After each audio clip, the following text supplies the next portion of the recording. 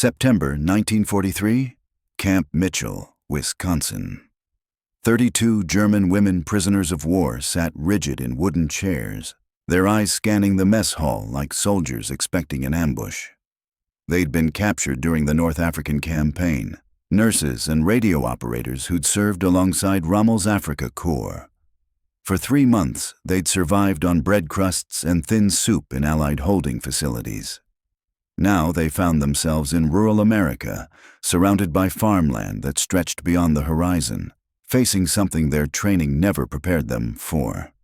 The mess hall doors swung open, and American cooks wheeled in metal carts loaded with platters. The aroma hit first. Rich, smoky, impossible. Then they saw what was being placed in front of them. Thick cuts of beef, charred on the outside, pink in the center, still sizzling on ceramic plates.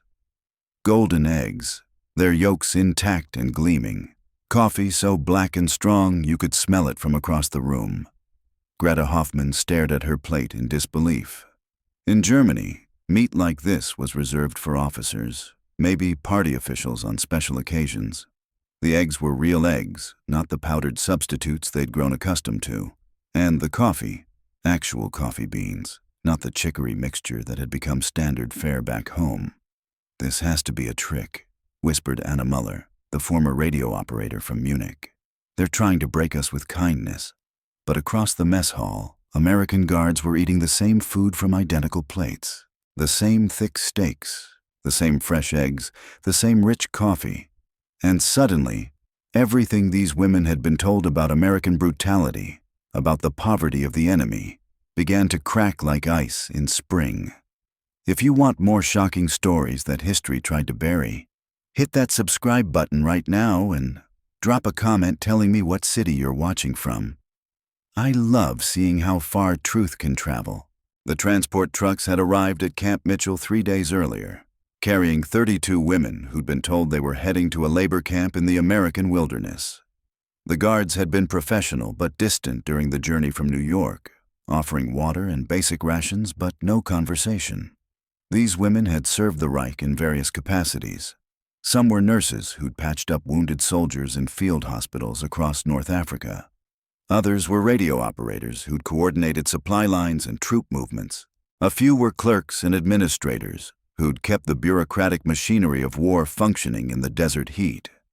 All of them had been captured during the final collapse of German forces in Tunisia, swept up in the chaos as Rommel's Africa Corps crumbled under Allied pressure. Greta Hoffman had been the head nurse at a field hospital near Kasserine Pass. At 34, she was older than most of the other prisoners, her blonde hair already showing streaks of gray from months of stress and malnutrition. She joined the medical corps out of genuine desire to help wounded soldiers, not from political conviction. But like everyone else, she'd absorbed the propaganda about American savagery, about how prisoners were treated worse than animals in Allied camps. The stories had been specific and terrifying. American guards who beat prisoners for sport. Starvation rations designed to break the spirit. Work details that were nothing more than slow execution through exhaustion. Anna beside Mueller sat Greta, her hands folded in her lap with the rigid precision of someone trying to maintain control. She'd been 22 when the war started, a young woman from Munich who'd learned radio operations because it seemed like interesting work. The technology fascinated her, the way voices could travel across vast distances, connecting units scattered across the desert. She'd never fired a weapon, never seen direct combat, but she'd been classified as a prisoner of war nonetheless. Her crime was wearing the uniform and serving the cause, even if her service involved nothing more violent than adjusting frequency dials and transcribing messages. The first night at Camp Mitchell had been a study in confusion and fear. The barracks were clean, almost Spartan in their simplicity. Each woman had her own bunk with actual sheets and a pillow. There were windows with glass that wasn't broken, floors that had been swept, walls that didn't leak when it rained. This wasn't what they'd expected from American brutality. The guards were mostly older men, too old for frontline service but competent enough for prisoner supervision. They spoke little German, but their gestures were clear enough. Roll call at dawn, work assignments after breakfast, lights out at 10. No beatings, no screaming, no deliberate cruelty. Just routine. But it was the routine itself that proved most unsettling. These women had been prepared for torture, for starvation, for the kind of systematic dehumanization they'd heard about in whispered stories. Instead, they found themselves in a place that seemed almost boringly normal.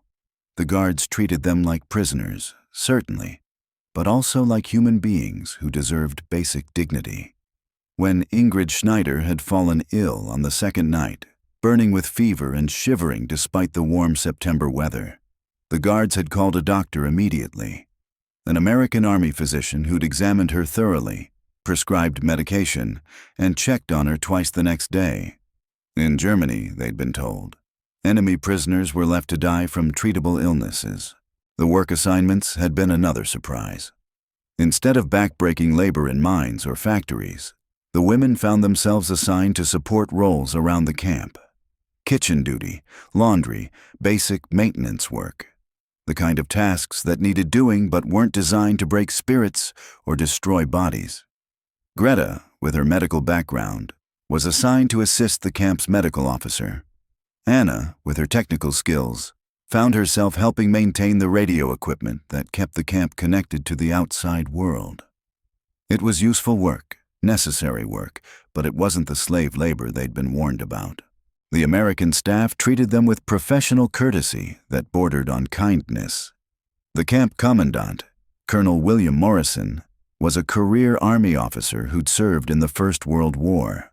He'd seen enough of military life to understand that prisoners were still human beings, regardless of which uniform they'd worn. During the initial processing, he'd address them in careful, formal German. "You are prisoners of war under the protection of the Geneva Convention. You will be treated according to international law. You will work, but you will also be fed, housed, and cared for as long as you remain here." His words had been spoken without warmth, but also without malice. Simple statement of fact from a man who understood his responsibilities. But none of this preparation, none of these small kindnesses and professional courtesies had prepared the women for what happened on their fourth morning at Camp Mitchell. The mess hall experience that would shatter everything they thought they knew about their captors and their enemy.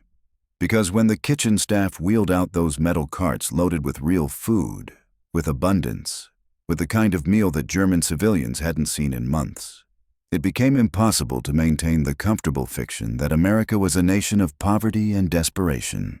The steaks were thick enough that you could see the grain of the meat, charred on the outside from proper grilling but still pink and juicy in the center. Each piece was easily 6 ounces, maybe 8. More meat than most Germans had seen in a single serving since the war began. The eggs were fresh, their yolks bright orange and intact, cooked to perfection with whites that were set but not rubbery. And the coffee was real coffee, dark and aromatic, and strong enough to make your hands shake if you drank too much. Not ersatz, not chicory, not the dozen different substitutes that had become standard in wartime Germany. Actual coffee beans, ground fresh, brewed properly, served hot in ceramic mugs that weren't chipped or cracked. The silence in the mess hall was absolute. 32 German women stared at plates that represented more food value than many of them had seen in weeks. And across the room, American guards and kitchen staff were eating identical meals, treating this abundance as nothing more than Tuesday breakfast. The casual way the Americans approached their food, the lack of reverence or gratitude, suggested that meals like this were routine, expected, normal. Greta picked up her fork with trembling fingers, the metal cold against her palm. The steak looked impossibly real, impossibly thick. She pressed the fork against the surface and watched pink juices pool around the tines. In the field hospitals of North Africa, she'd seen wounded soldiers cry over a tin of meat that was mostly fat and gristle. Now she was staring at beef that would have fed 3 men for a week back home. Anna sat frozen beside her, watching steam rise from her coffee cup. The aroma was intoxicating, rich and bitter, and completely unlike anything she'd tasted since before the war. Her hands shook as she lifted the cup to her lips. took a tentative sip, then another. Her eyes widened. This wasn't just coffee. It was good coffee. The kind her grandmother used to serve on Sunday mornings when Anna was a child. Before rationing, before ersatz everything, before the war made luxury a memory. Across the table, Ingrid Schneider was staring at her eggs like they might disappear if she looked away. 2 perfect over-easy eggs, their yolks golden and unbroken, surrounded by bacon that was actually crispy. Actually bacon instead of the thin strips of fat they'd learned to call meat. She touched one yolk with her fork and watched it break, the orange center flowing across the white ceramic plate. When had she last seen an egg that wasn't powdered, wasn't reconstituted from some chemical mixture that tasted like chalk? The American guard nearest their table was a sergeant named Patterson, maybe 45 years old, with graying hair and the weathered face of a man who'd spent his life outdoors. He was eating his steak with the casual indifference of someone who ate this way every morning. No reverence, no careful rationing, no attempt to make the food last. He cut off pieces and chewed them while reading a newspaper, occasionally sipping his coffee like it was water. The abundance was so routine, he barely noticed it. This casual waste was what broke Greta's composure first. She watched Patterson cut away a piece of fat from his steak and leave it on his plate, uneaten. In Germany, that scrap of fat would have been saved, rendered down for cooking oil, used to stretch other meals for days. Here, it was discarded without thought. The plenty was so overwhelming that Americans could afford to be wasteful. She finally took a bite of the steak, and the flavor hit her like a physical blow. Rich, savory, perfectly seasoned. The meat was tender enough to cut with a fork, juicy enough that she had to close her eyes for a moment.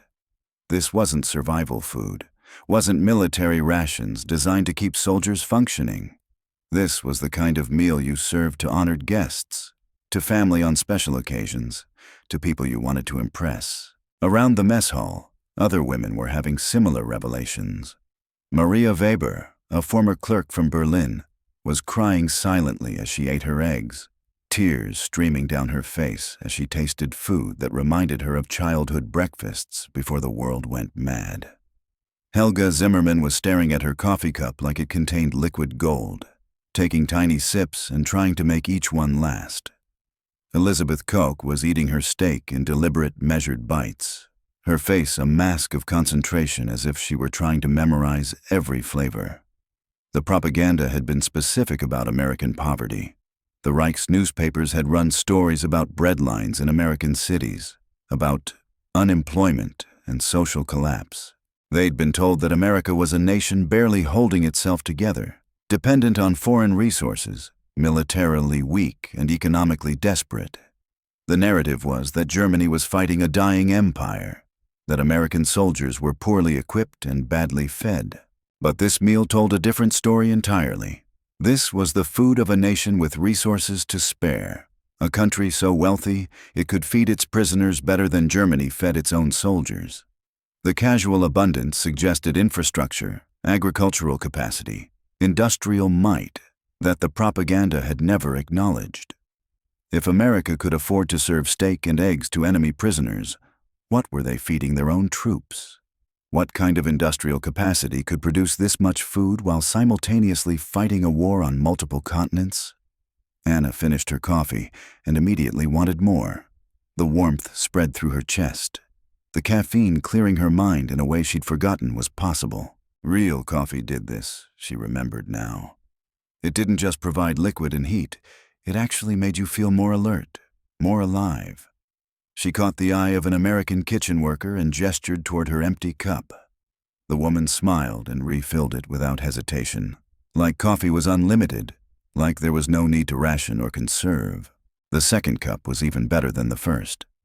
Anna found herself thinking about the radio equipment she'd been working with yesterday, the sophisticated American technology that was decades ahead of anything Germany had fielded. The radios were compact, reliable, powerful enough to maintain clear communication across hundreds of miles. German radio equipment was functional but crude by comparison, heavy and prone to failure. She'd assumed this was because Germany's engineers were focused on more important projects. Now she wondered if it was because America simply had better technology, better resources, better everything.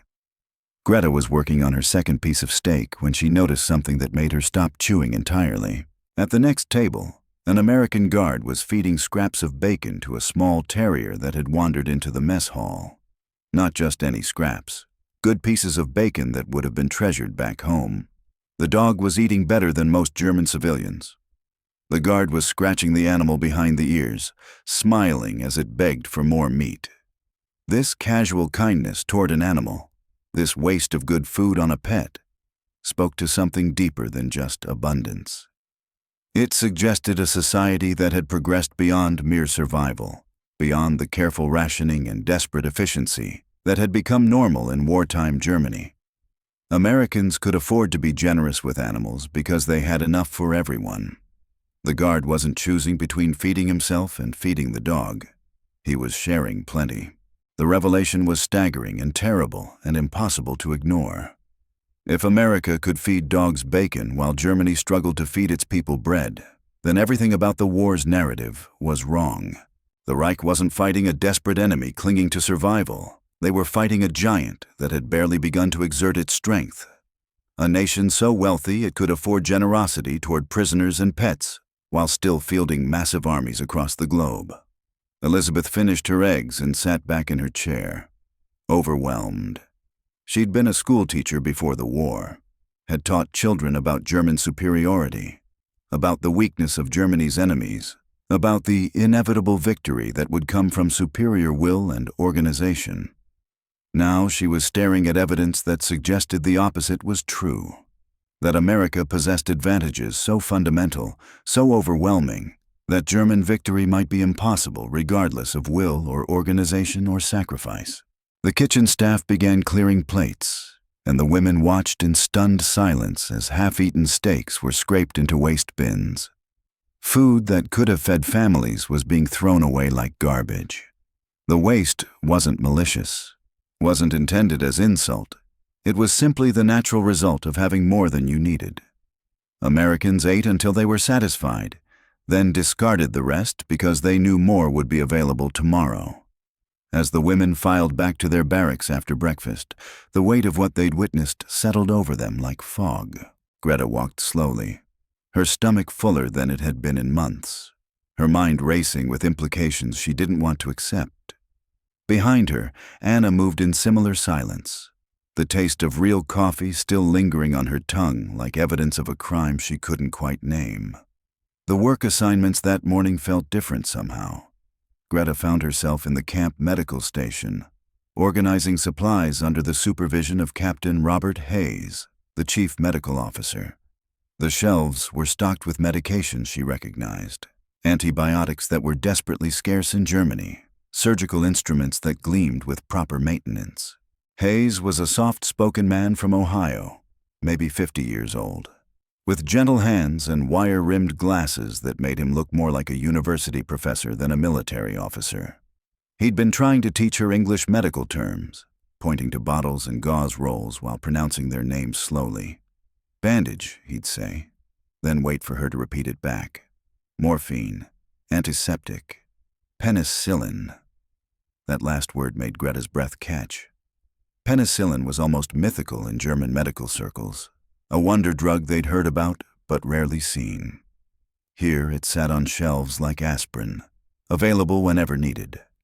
During a quiet moment, Hayes showed her a photograph from his wallet. His wife and 2 daughters, standing in front of a white house with a green lawn and a car parked in the driveway. The house looked substantial, well-maintained, the kind of home that suggested comfort and stability. His daughters were wearing clean dresses, their faces bright with the kind of health that came from proper nutrition. They looked nothing like the thin, hollow-eyed children Greta had seen in German cities before her deployment to Africa. Captain Hayes caught her staring at the photograph and smiled. "My youngest just started school," he said in careful German, clearly practiced. "She wants to be a doctor like Papa." He tucked the photo back into his wallet with obvious pride. In Germany, children weren't talking about career ambitions anymore. They were talking about rations and air raids, and whether their fathers would come home from the war. Meanwhile, Anna found herself in the communications center, a room filled with radio equipment that hummed with quiet efficiency. The American radio operator was a corporal named Jimmy Chen, barely 20 years old, whose family had immigrated from China when he was a child. His English was accented but fluent, and he spoke to Anna with the casual friendliness of someone who'd never been taught to see her as fundamentally different or threatening. The radio setup was impressive by any standard. Multiple frequencies monitored simultaneously, crystal clear reception across hundreds of miles, backup systems in case primary equipment failed. But what struck Anna most was the casual way Chen operated everything. He wasn't precious about the equipment, wasn't worried about preserving it or making it last. When one component started acting up, he simply replaced it with a new part from a well-stocked supply cabinet. In Germany, radio equipment was maintained with religious devotion because replacement parts were impossible to find. Operators learned to code tubes from failing axe performance to jury-rig solutions that might last another week. Here, Chen discarded a perfectly functional but slightly temperamental component because it wasn't performing at optimal levels. The abundance extended even. The women were served a complex military hardware. During lunch, thick sandwiches made with white bread that was soft and fresh, filled with sliced ham and cheese and vegetables that looked like they'd been picked that morning. The bread alone would have been luxury in Germany, where loaves were increasingly made with potato flour and sawdust to stretch the wheat supplies.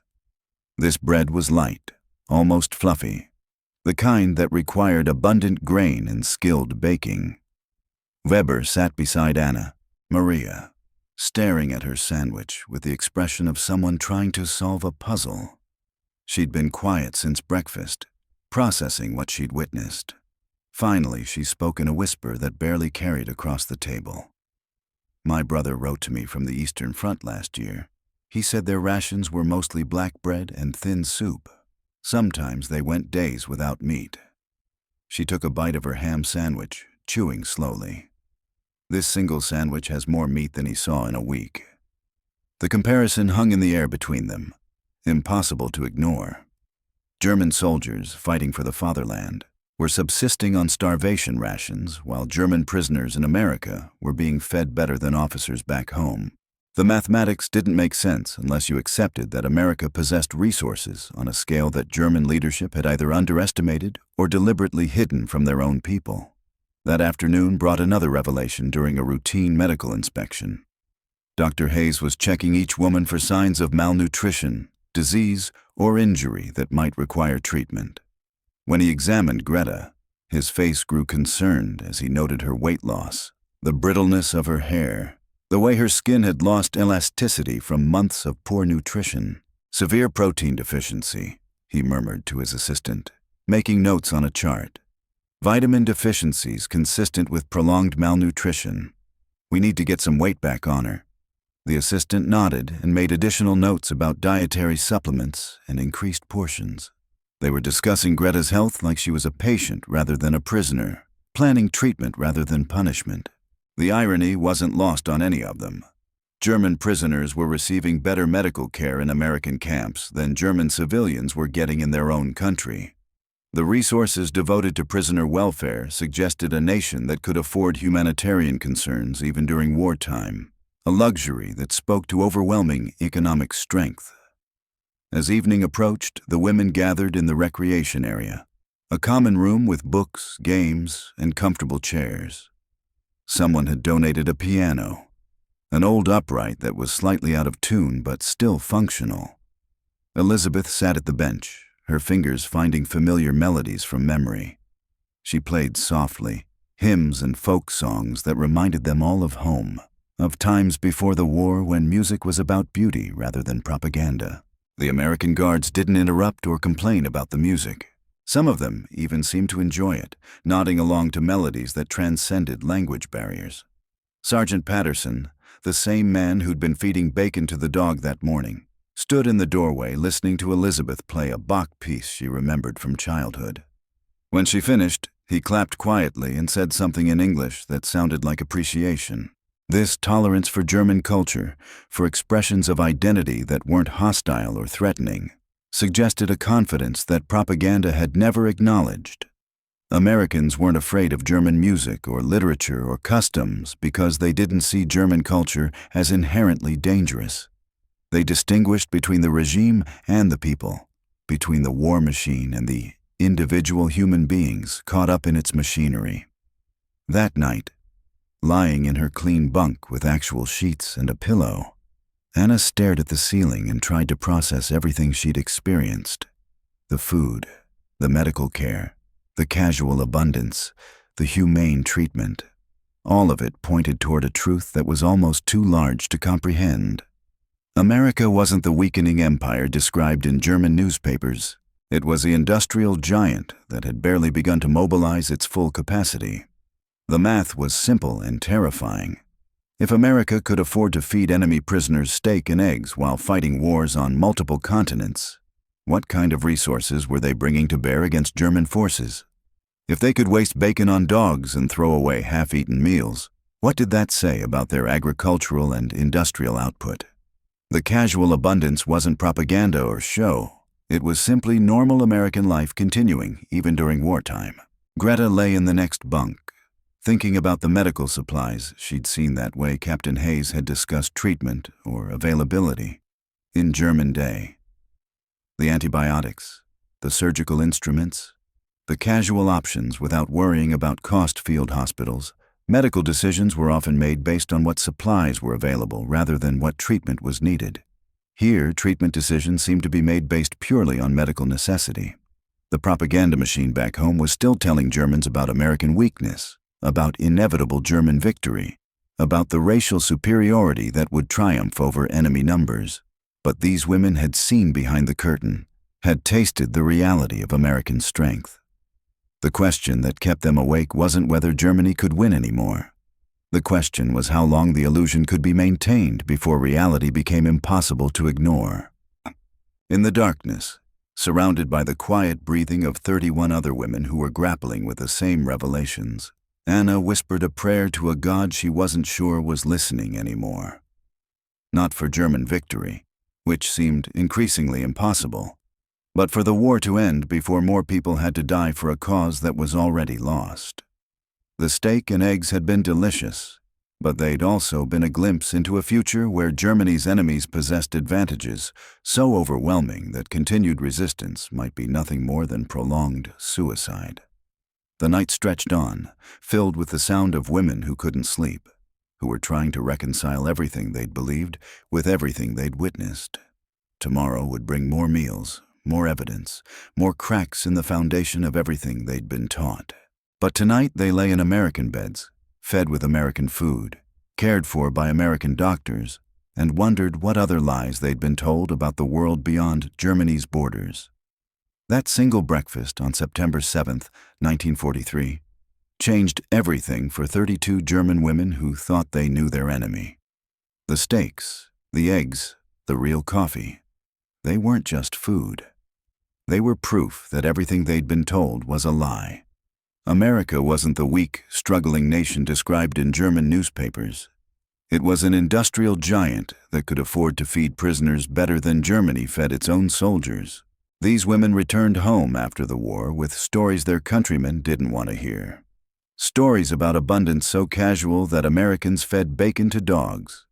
About medical care so advanced it seemed like science fiction. About a nation so wealthy it could wage war on multiple continents while maintaining a standard of living that made German prosperity look like poverty. Greta Hoffman would spend the rest of her life as a doctor in post-war Germany, but she never forgot the taste of that American steak.